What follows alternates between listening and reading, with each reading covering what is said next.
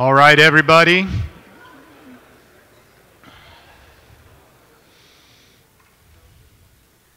Well, that was easy. The longer the day goes along, the less I have to say to call the natives to attention, huh? Good. Where's my thing? There we go.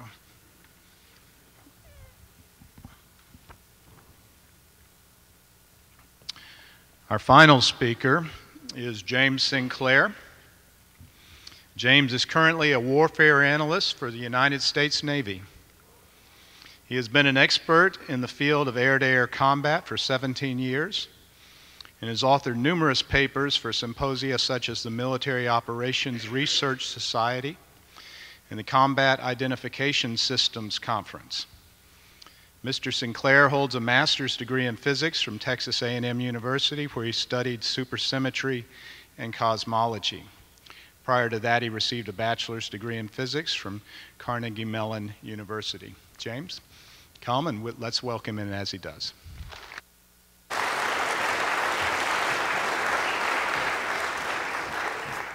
Yeah, I think you got that information off the blurb for the Blackwell Companion, and it was old when it was put on there. I've actually been in the Navy for 23 years now, so God help me if we lose the next war. I think it's my fault.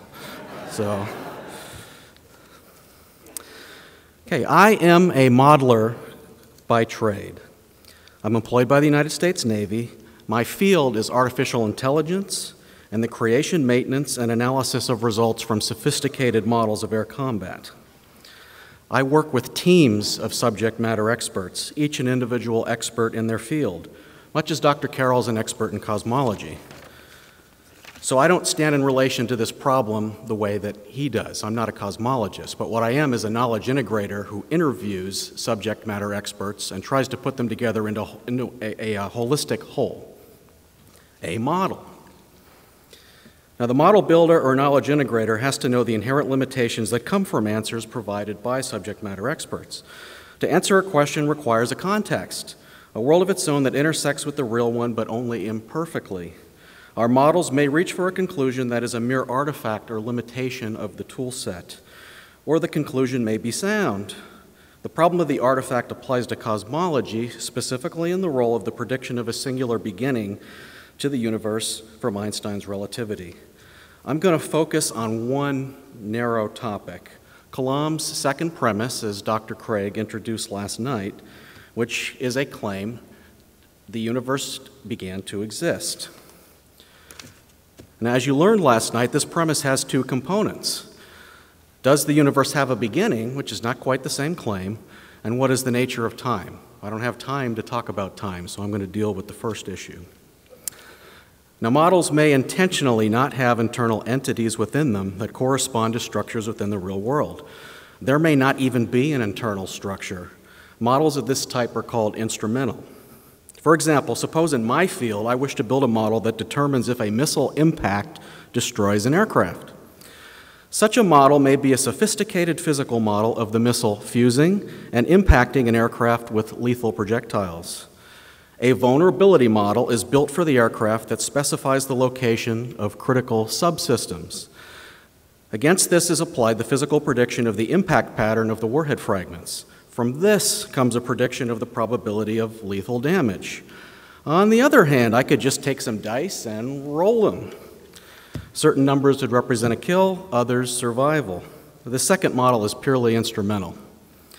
Not only does it not purport to have internal entities that are representative of reality, it has no internal entities at all. The first model is an attempt at a realist model. In between, one may have effects-level models that don't strive to model all physics processes explicitly. Model tool sets are elastic, have high and low fidelity parts, and are usually in analyses telescoped to focus just on the particular question one has in mind. We must interpret every result for its true significance, or lack thereof, in this light.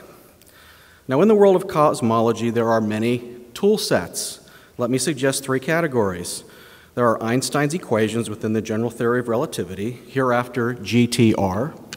There's a set of more speculative and competing tool sets within the rubric of quantum gravity. And there's something that I will call GTR plus, which are Einstein's equations with corrections informed by considerations from quantum gravity. GTR and the singularity theorems. Over the last 10 years, I've approached many cosmologists via email for the purpose of interviewing them on the models they've built. In fact, Sean Carroll's been gracious enough to be in a dialogue with me for the last 2 weeks before this conference. Most cosmologists will talk to you. They love education. They love educating the public. Now, it's remarkable they'll talk to you considering how busy they are, and the only thing in it for them really is the joy of teaching. Now, when we approach our subject matter expert and ask her to school us on cosmology, she may first speak to us about GTR. Imagine GTR like a set of Legos. The possibilities for building worlds are endless, but there are some rules. There can be time machines in GTR, universes that lack a global definition of time, and universes that expand in one direction while simultaneously contracting in another, like a taffy puller. Our subject matter experts usually restrict themselves to something called Friedman, Robertson, Lemaitre, Walker spacetimes, because such spacetimes closely match our empirical observation of the universe we actually live in. Such spacetimes are nearly homogeneous, isotropic, have a global definition of time, and aren't time machines. You know, how boring. One of the main things about GTR is that there are some natural stopping points for the worlds one creates. Within GTR is the concept of world line. A world line, also called a geodesic, is the path through which an observer such as yourself passes through space and time. Even if just sitting in a chair, one is still tracing out such a path. Normally, these world lines are said to apply to freely falling particles under the influence of gravity. When cosmologists speak at the public level, they might talk of an astronaut in a spaceship with the engine turned off. Imagine a universe filled with astronauts. We should like to know their past and future. In GTR, these paths may trace to past or future infinity, or they may wrap around in such a way that a time machine is created, or the past or future may be truncated. It is this last possibility in which we're interested.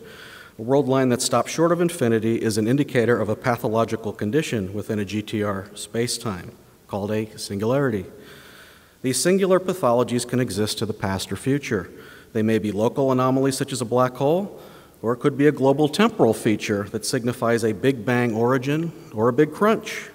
It's the curiosity of an observer literally ending existence when one reaches the end of a world line or beginning to exist at a world line's origin that initially interests us.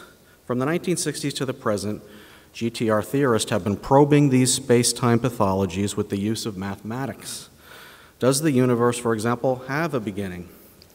I'm just going to mention one of these theorems for time, and it will be the 2003 theorem of Arvind Borda, Alan Guth, and Alexander Vilenkin, who hereafter BGV.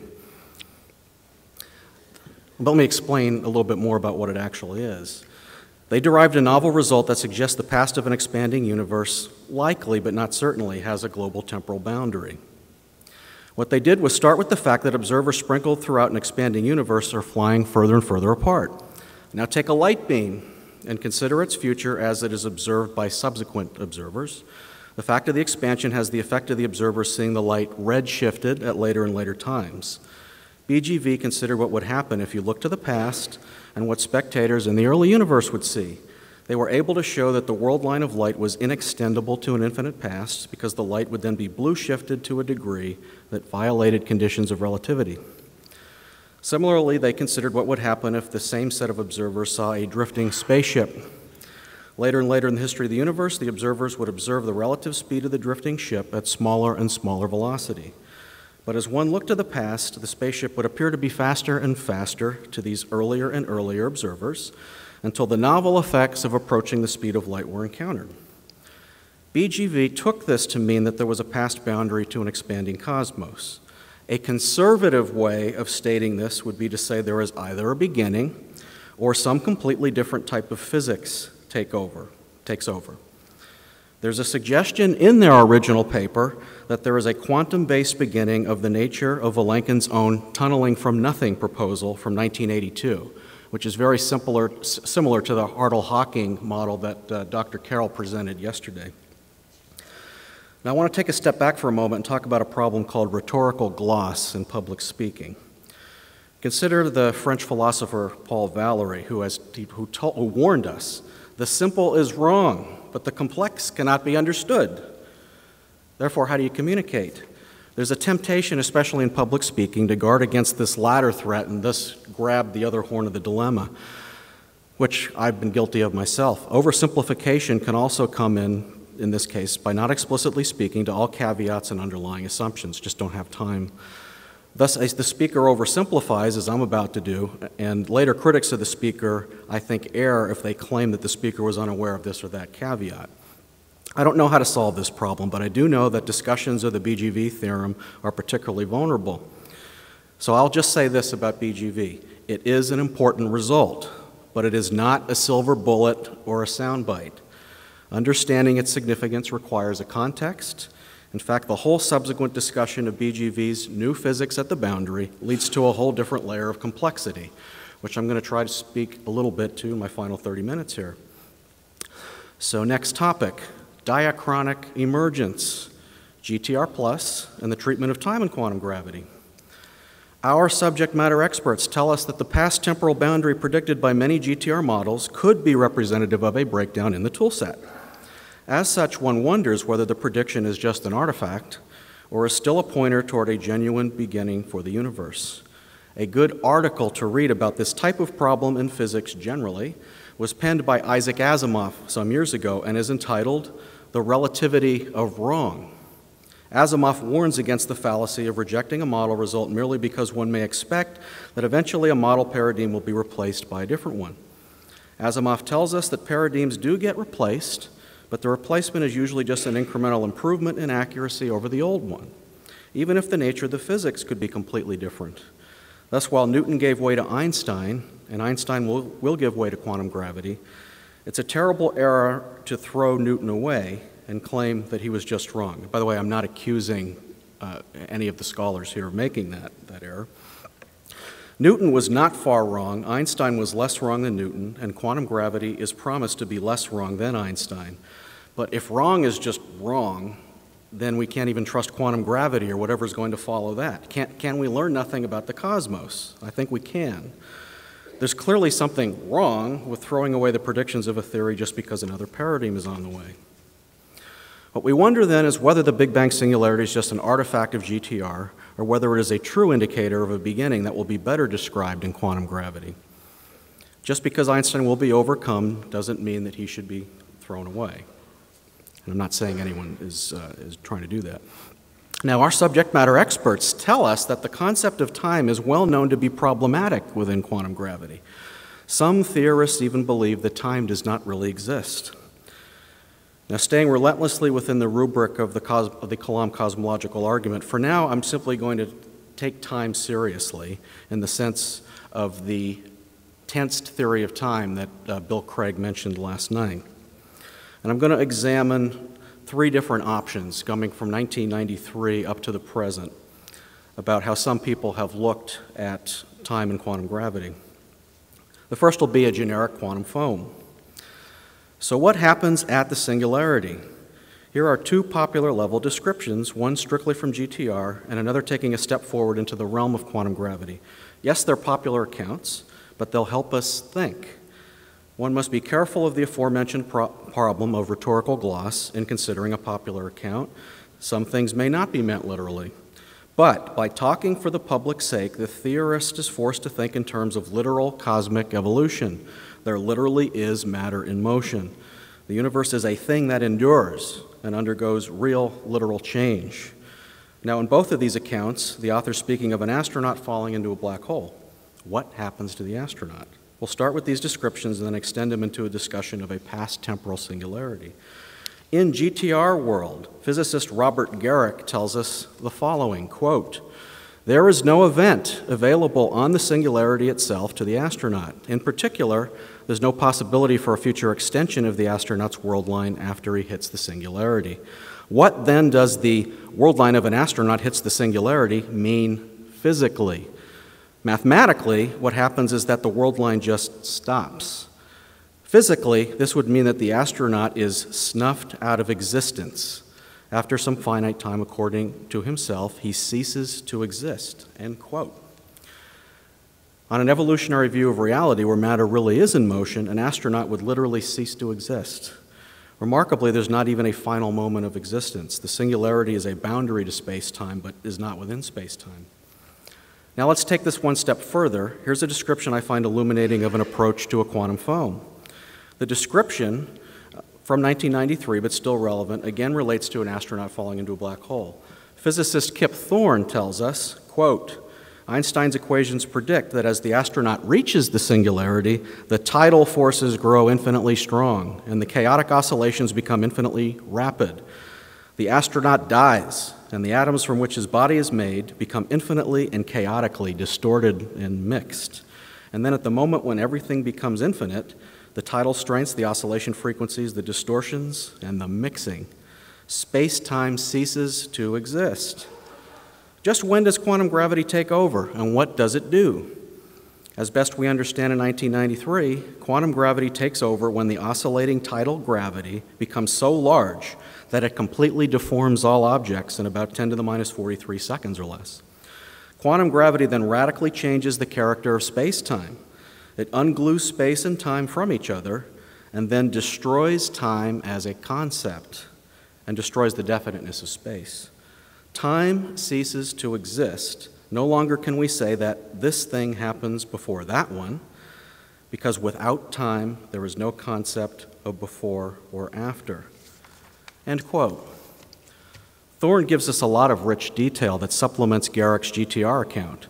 What is of interest to us is the prediction of the destruction of time. In order to bound our problem, we're going to imagine this is literally true. We're going to put a stake in the ground to help us think. Let's turn the clock around and imagine emerging from the singularity. In GTR world, we can tell from Garrick there's actually no first moment, yet one nonetheless begins to exist. That's bizarre, but that's the physics. Looking at the problem from Thorne's quantum point of view, there would literally be no time associated with a quantum foam. In the foam, time is destroyed and space is indeterminate. So what could it mean to say that a quantum foam would precede the classical phase of the universe? Let's think now about the whole universe and a possible quantum gravity temporal origin. One of the right questions to raise relates to Thorne's correct observation that without time, there is no concept of before or after. Many quantum gravity approaches suggest that the space-time background ceases to exist at the fundamental level. But if the quantum gravity era has no time, then it's impossible for it to be a primordial era, earlier than the classical universe. This I refer as the logic problem of diachronic emergence of classical spacetime. What might this mean? The implication is that a quantum foam serves as a past boundary to the universe, but is not actually a state of the universe. In this manner, it functions similar to a singularity in GTR. One might expect that the best physical model would be what I have described as GTR+. There are quantum gravity-inspired corrections to Einstein's equations. There may be an era earlier than GTR itself may predict, but there could be a beginning just the same. But if one doesn't allow space-time to be destroyed in a quantum gravity approach, something like BGV might still apply. In personal communication, Alexander Vilenkin told us this about these GTR+ models.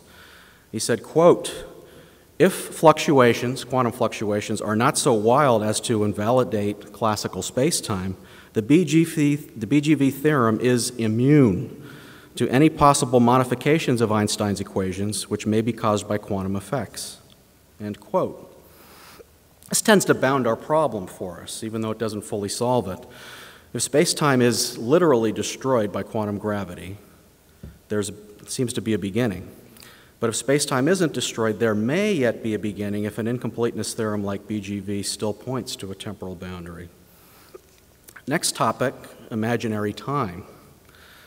The problem took a serious turn into the philosophical realm when in 1993, philosopher Quentin Smith observed a related problem to the one I just pointed out in quantum foam with a prominent attempt at quantum gravity, the Hartle-Hawking no-boundary model. In this model, Hawking and Hartle appear to suggest there is a primordial era for the universe which features imaginary time. In this era, time would act exactly like a spatial dimension. It is supposed that there eventually is a classical era with ordinary time. The actual mathematics are much more complicated for this model, though, and include a mathematical technique called the Feynman sum over histories.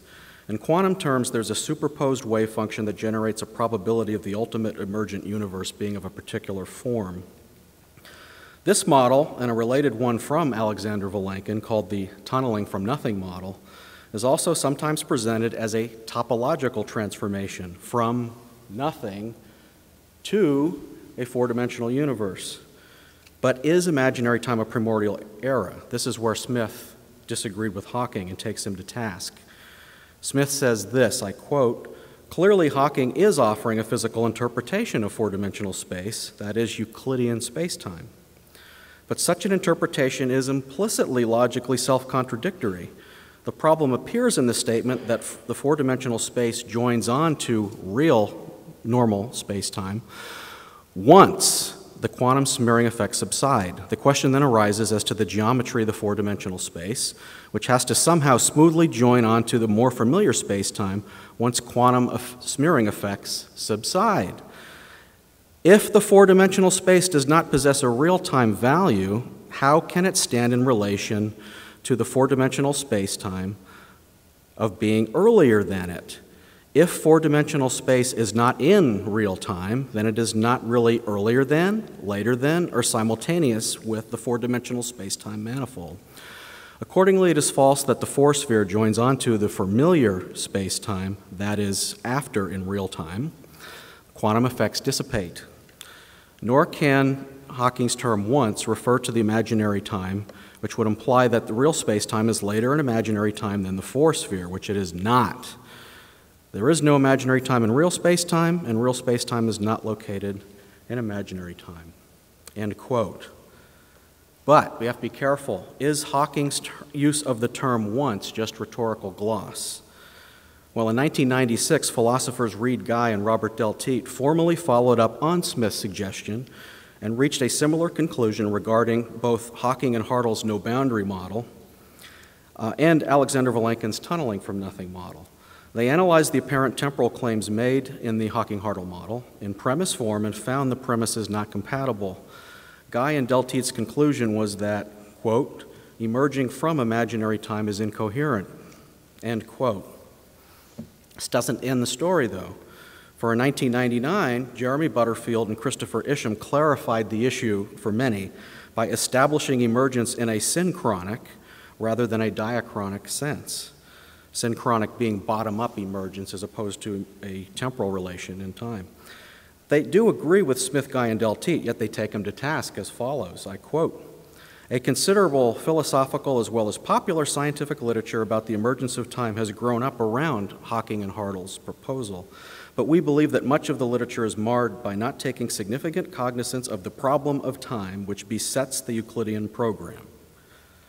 In a nutshell, by ignoring the problem of time, much of the literature makes it look as if the no-boundary proposal treats the emergence of time as a process in time, that is, according to the temporal sense of emergence. And then, unsurprisingly, the no-boundary proposal seems to face conundrums and contradictions," end quote.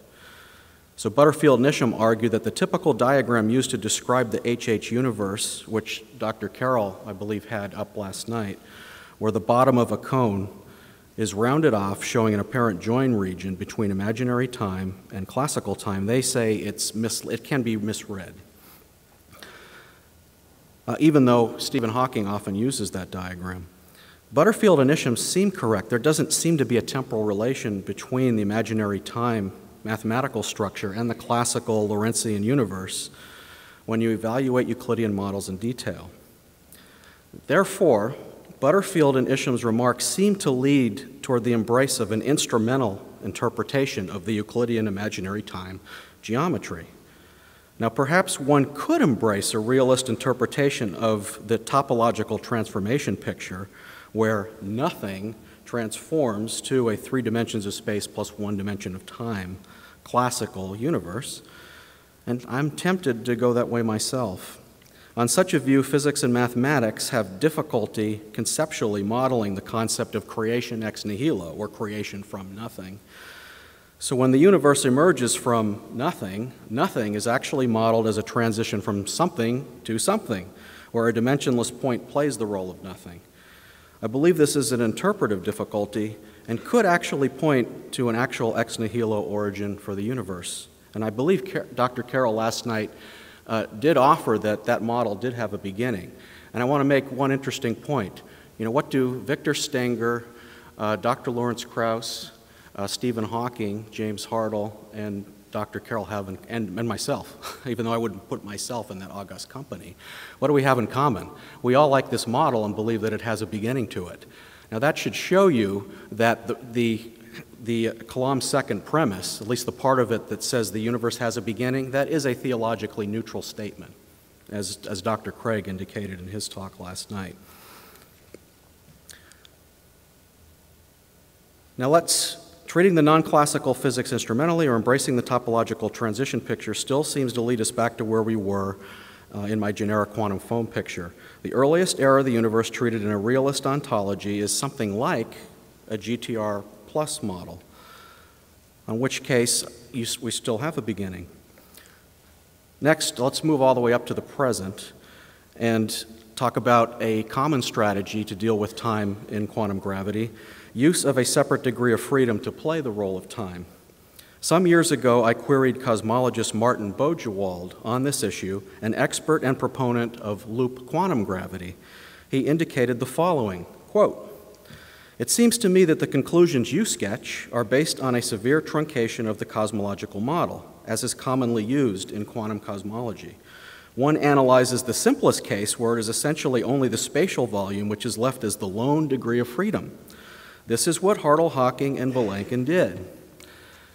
But I suspect that this truncation is the reason for your conclusions of incompatibility. In general relativistic systems, one cannot formulate evolution with respect to an absolute time, but one can do so relationally. This requires the presence of suitable degrees of freedom, such as matter fields, which allow one to map different points in space-time to different values of the degree of freedom. In this case, the matter field can serve as a measure for time, which is pretty much what we actually do when we measure time with a clock or by looking at planets or stars. Many quantum cosmological considerations, however, are based on truncations where such degrees of freedom are simply removed by hand. This simplifies some technical calculation, but makes the interpretation of results more complicated." End quote.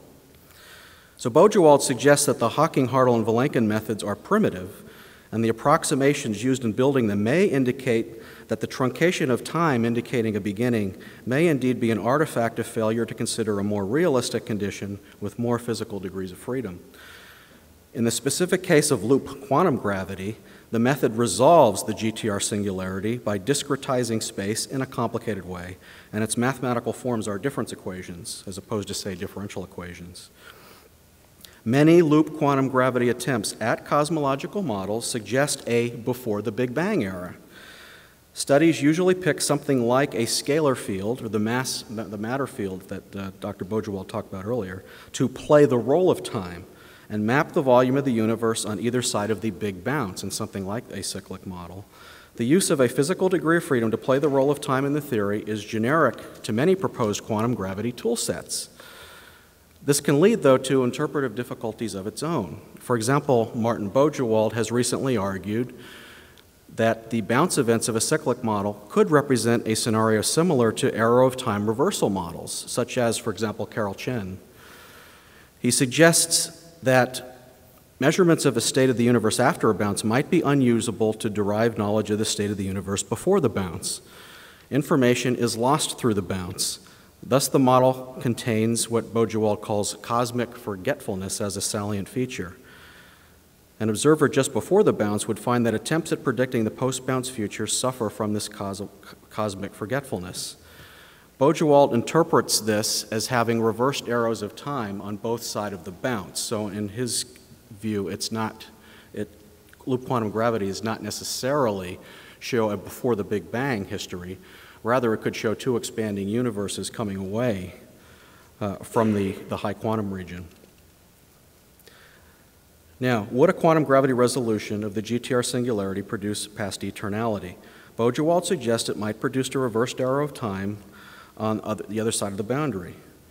But, and this is where the philosophy of time comes in, and where, for example, you see Dr. Craig and Dr. Carroll disagree. It's really there that the difference is that I believe they have in interpreting these models. On Dr. Craig's view of time, moments on one side of the boundary are in no sense earlier than moments on the other side. And therefore, there isn't an infinite past, because since the moments aren't earlier than say, the classical universe, then it's not the past, because the moments aren't earlier. Another objection to the interpretation of a before the Big Bang in loop quantum gravity cosmology comes from cosmologist Heinz-Dieter Zeh. He objects to the interpretation of loop quantum gravity models as having a unidirectional arrow of time. In fact, in the same volume that Dr. Bojewald gave the cosmic forgetfulness model and his reversed arrow of time approach, Heinz-Dieter Zeh says this in a different essay. He says, quote, according to arguments used in loop quantum cosmology, the Wheeler-DeWitt equation, and this theory replaced by the difference equation with respect to the scale factor of the universe, a measure of how much the universe has expanded, can be continued through the bounce region to negative values of the scale factor. The configuration space of three geometries is in this way duplicated by letting the volume measure assume negative values, which is conceptually like turning space inside out as you go through the big bounce. So its continuation would then have to be interpreted as an enlarged superposition of components that are individually experienced as expanding universes. That's actually very similar to what Dr. Bojewald was saying, if you have two universes that have a reversed arrow of time, although I don't think this is exactly the same concept. Because where this comes from in Heinz-Dieter Zeh's work, and with his colleague Klaus Kiefer as well, they use something called the WKB temporal approximation. And they say that there are quasi-classical trajectories that are representative of universes that are like general relativity. But in such an approach, these classical times cannot be continued backwards through a big bounce, where the WKB approximation breaks down. So he says the following: the interpretation of negative values of the scale factor is highly questionable. So the interpretation would be something like a causally disconnected set of expanding universes as opposed to a before the Big Bang model, which we could interpret as universes that have a beginning. Although I do want to be careful not to misrepresent the views of Dr. Zeh and Kiefer. I believe that their ontology, they believe that the realist ontology is the wave function and that these quasi-classical trajectories are the approximation. But if we interpret time similar to the way that Dr. Craig and I do, we would actually flip that ontological commitment and say perhaps the wave function should be taken as instrumentally and the quasi-classical trajectories should be taken realistically because they have evolution taking place within the universe. Lastly, Dr. Bojewald himself has highlighted another problem with this approach in quantum gravity. In a 2013 paper, Bojewald et al. Say this about this very approach. Quote, the problem of time remains unsolved, affecting the right choice of dynamics. The problem is usually evaded, but not solved, by using specific choices of global internal times, which tend to be unrealistic near the Big Bang, such as a free massless scalar or dust. As part of the problem of time, it's not known how to transform quantum wave functions or entire Hilbert spaces between different internal times, and therefore results found with one choice of global internal time do not necessarily hold for other choices. But if they depend on what time is used, they cannot be considered physical, end quote. Different choices, therefore, of the degree of freedom, if I have multiple choices, that represent the temporal dimension can yield different physical predictions for the universe. This seems especially problematic, as Bojewald himself has pointed out. What are the real physics? Now, in a personal communication with Dr. Bojewald a few weeks ago, he told me that this problem is generic in nature. It's not native to the specific paradigm of loop quantum gravity. However, perhaps the problem could be solved as Bojewald et al. Believe. and they continue to do work to show that there could be cyclic bounce models. But the method seems highly problematic, as we saw in the three examples, two of which Dr. Bojewald, as a good scientist, talks about himself. But if I need have no prejudice against beginnings, nor see, and why have them, because it's a religiously neutral statement anyway, nor do I see a necessity to have a full quantum gravity primordial era, where am I led? I'm again attracted by the idea that GTR plus models can capture the origin of clocks and thus capture the origin of the physical sufficiently for our purposes. So therefore, to conclude and summarize, what do we make of this? I think we're led in two radically different directions. If I embrace time as fundamental, by which I mean the sense that me and Dr. Craig take the tense philosophy of time, I seem led to something like a GTR plus model, which again, to reiterate, are quantum gravity-inspired corrections to GTR within a GTR framework. The very problems we see with having a temporal dimension in quantum gravity physics may be indicators toward a conclusion of a beginning to the physical, and perhaps time itself. Perhaps this comes in concert with a tunneling from nothing result, which one interprets as a genuine creation ex nihilo. Or perhaps I could believe in these quasi-classical trajectories that come from something like the WKB approximation as entities that compose a real multiverse which are all expanding. Therefore, one could summarize the options as follows. There's 5 of them, and the 5th is a break from the first 4. Suppose space-time doesn't break down in the past sufficiently to invalidate the BGV theorem, as Dr. Vilenkin holds as a live possibility. And he's my subject matter expert, and I listen to my subject matter experts. So, if so, that would still point to the possible global temporal boundary that BGV have entertained. Second option, all of space-time breaks down. In that case, we're talking about is literally destroyed. This option fails to be primordial because it lacks time. Similarly, option 3, time breaks down but not space. This option would also fail to be a primordial era for the same reason that option 2 does. The most interesting option is option 4, space breaks down but not time. On such a view, you could have an arrow of time reversal at a boundary, and that seems consistent with Kalam's second premise in view of a certain interpretation of the philosophy of time.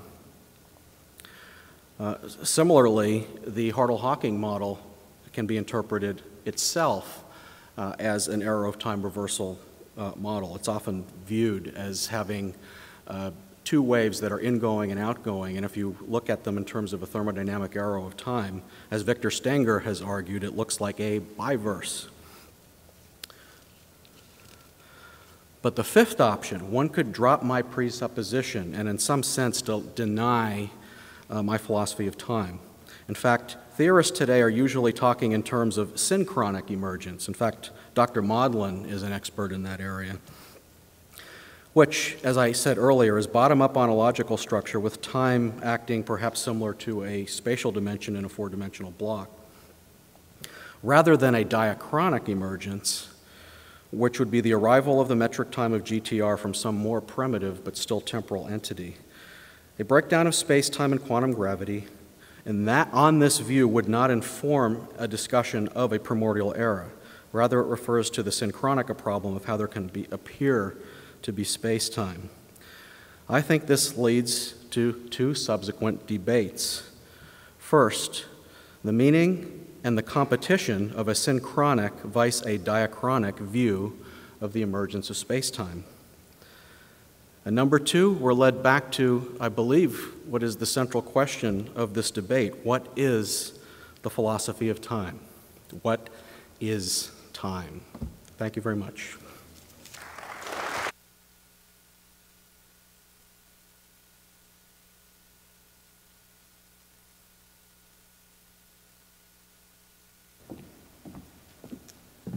Well, much has been made of the claim that whether or not the universe had a beginning or whether or not the universe is eternal is a theologically neutral statement. It's a physics statement.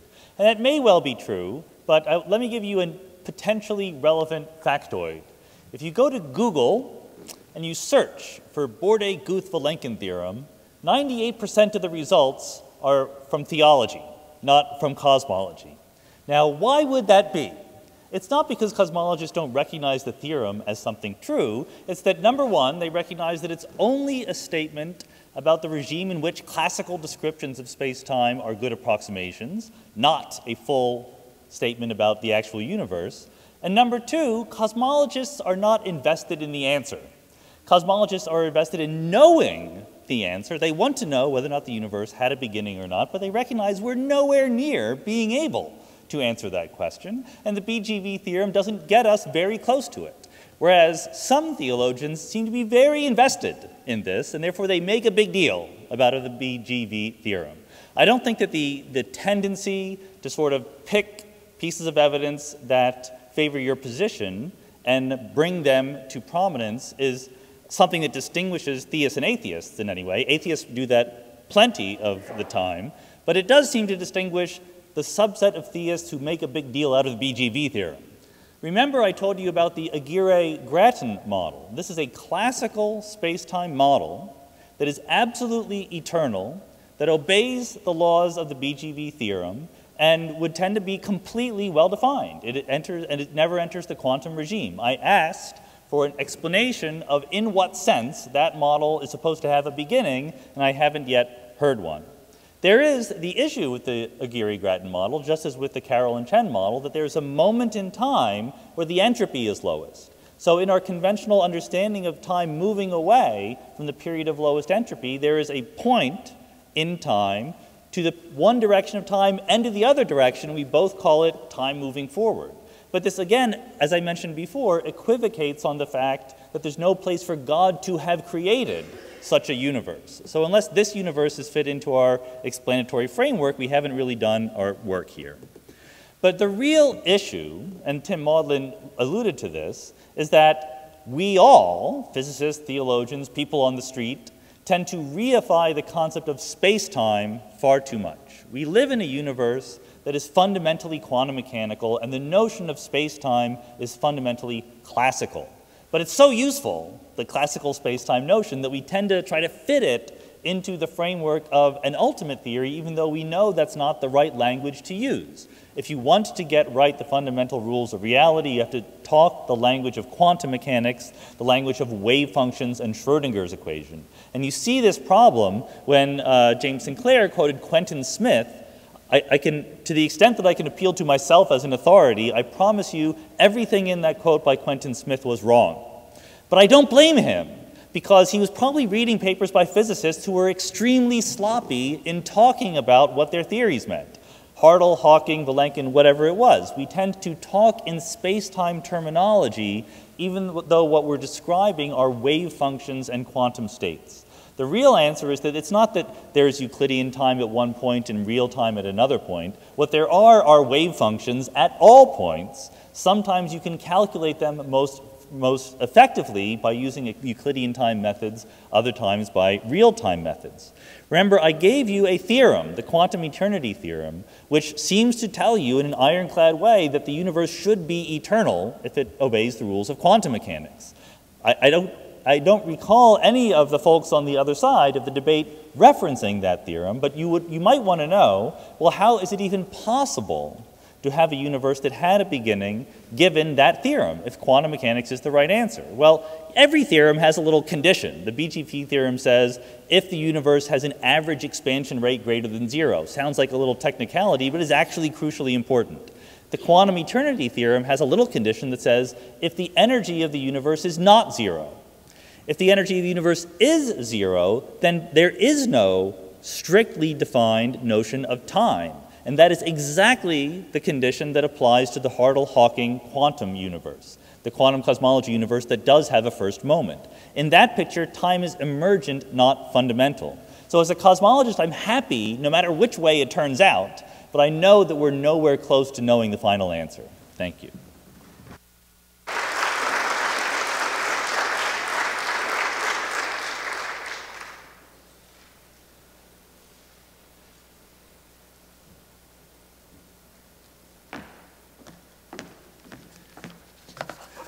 I'm going to resist the temptation to respond to Sean Carroll's remarks because that's Jim Sinclair's duty.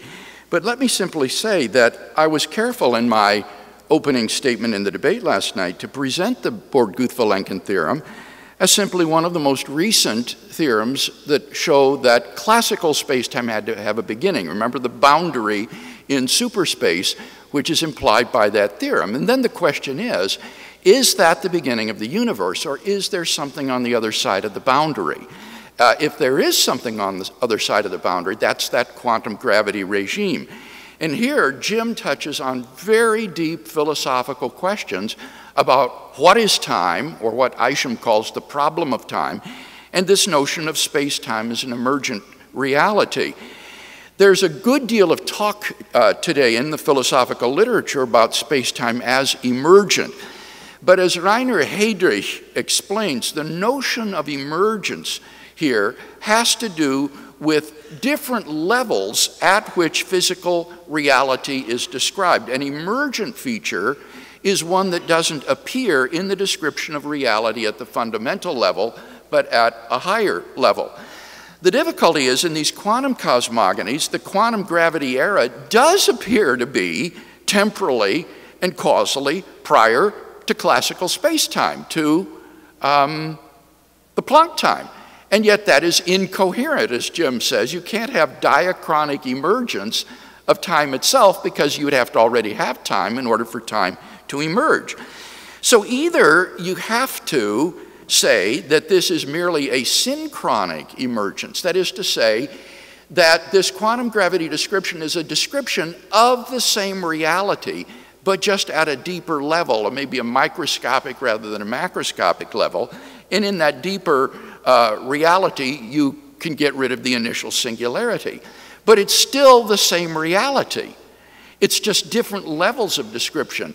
So if classical space-time is finite in the past, so must be the quantum gravity era. It's not as though the quantum gravity era can stick out before the classical space-time. That would be incoherent. It's just different descriptions of reality at different levels.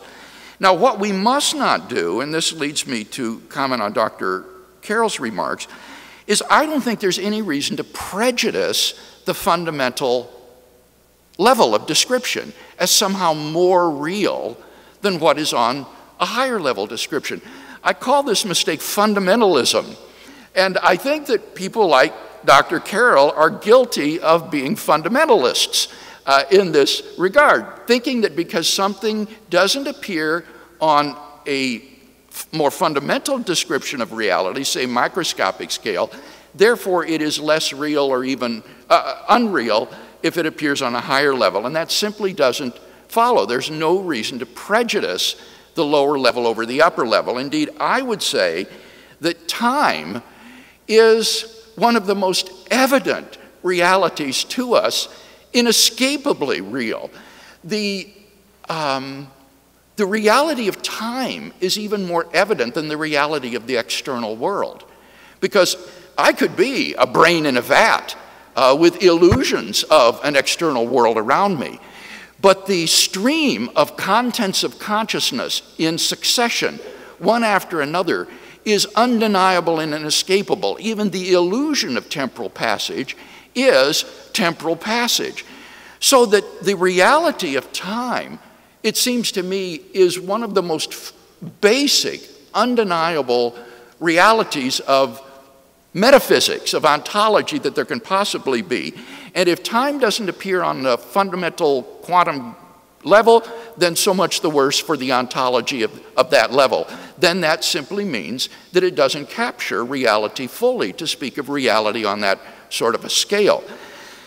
If this quantum gravity regime is in some sense temporal, even though not classically temporal, then as I argued yesterday for Maguire and Kehayes, it cannot be infinite in the past.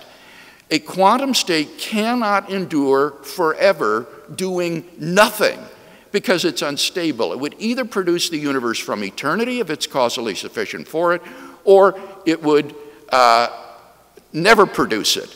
But there wouldn't be any reason the universe, classical space-time, would appear just 13.7 billion years ago after having waited from eternity past before creating space-time.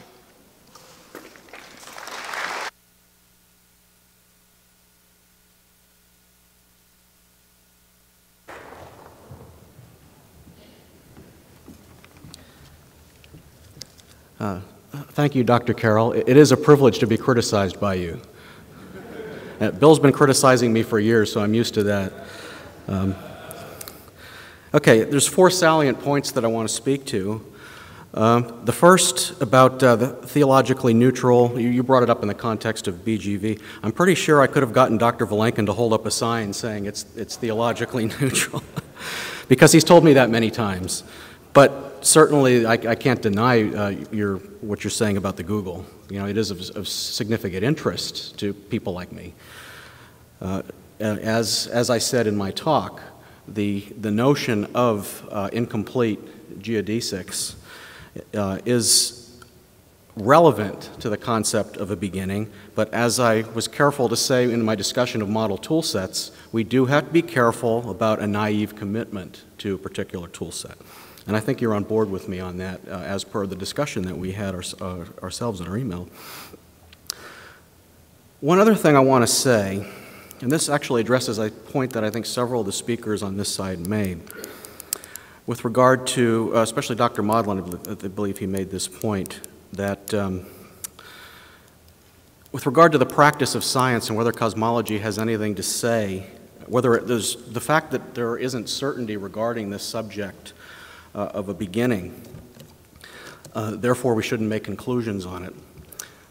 Well, you see, in the realm that I live in, that we practice a very different type of science, but I think it's the way it's done is just as valid as what's done in academia.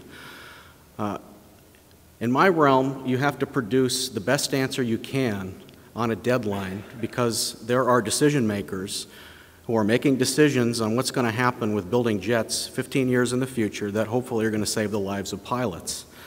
And the key thing is that those decision makers are going to make their decisions whether I help them or not, whether they get the critical input they need or not. I don't have the option to say, I don't know, just because the knowledge base is incomplete. I have to give them the best possible answer at the time using the data incomplete as it is, and being honest about it, about the error volume or different sizes of trade spaces or assumptions, limitations, and constraints. So I look at that type of topic from a philosophy of science perspective very differently than you do. I think that you have to give the best answer you can right now, and part of the talk that I was going to give that I had to cut out had to do with the fact that we're living our lives right now. I guess I'm disagreeing with Dr. Maudlin on another point. I very much believe that discerning the existence of God does help me make life choices. And I call myself the problem child of Christianity. I think even though it's true that, as Dr. Carroll pointed out, that Dr. Craig has said that faith, you're not argued into the kingdom of God, essentially. I believe that it's true. What I mean by calling myself a problem child is that I think that if you did have a universe that was created by God, there ought to be evidence of it.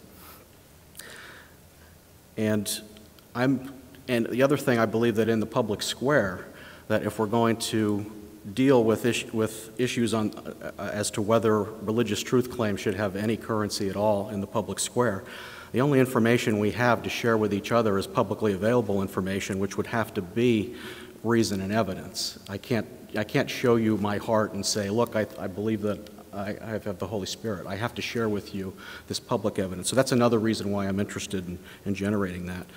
I'm going to cede you the point with regard to Aguirre Grattan. Dr. Vilenkin has written papers on this. He believes that that model does have a beginning, but he uses what I would term an idiosyncratic definition of beginning. Now, however, I did talk to Dr. Aguirre, and he said, if I got him correct, that most of the geodesics do hit the boundary in his model, and that very few of them actually go to past infinity. And so I don't know whether that leads to a conceptual difficulty or not, or whether I misinterpreted him. But it's very important. When Dr. Craig spoke last night about the you know, whether universe concepts that are past eternal are viable. I believe he was repeating what Dr. Vilenkin said at the conference, Stephen Hawking's conference for his birthday party in 2013. Dr. Vilenkin made that very strong claim. In the Blackwell Companion article that Dr. Craig and I wrote, what we said is that it was difficult to envision, not that it was impossible to envision past eternal models. So I'm be willing to cede that point to you, and my last point I'll have to stop. Thank you.